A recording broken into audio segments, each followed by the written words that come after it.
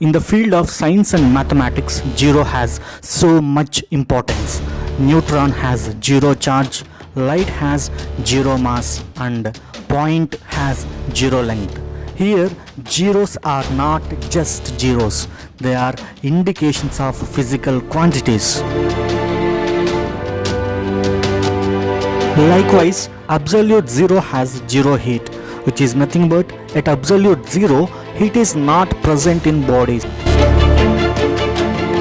Practically, the work needed to remove the heat from a gas increases the colder you get, and an infinite amount of work would be needed to cool something to absolute zero. As a human being, we are not able to put that much of work into usage.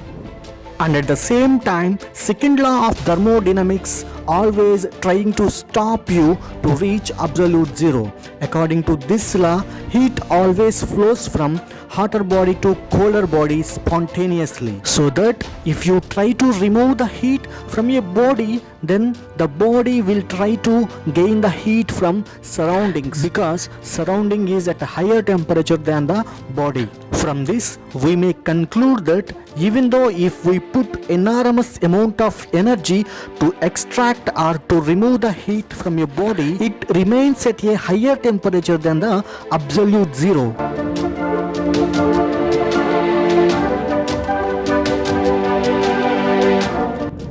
In everyday solids, liquids and gases, heat or thermal energy arises from motion of the atoms and molecules as they jing around and bounce off each other.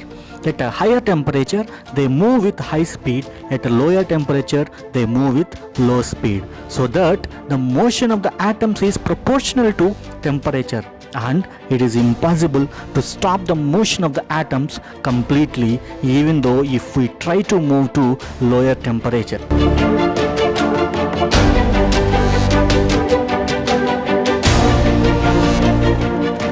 Because at a very lower temperatures, the odd rules of quantum mechanics comes into picture.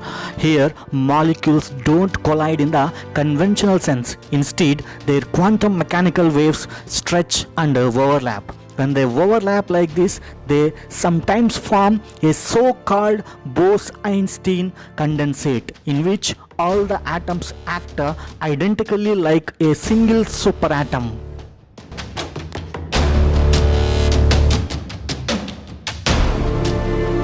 At lower temperatures, matter is having both particle and wavy nature due to quantum effect.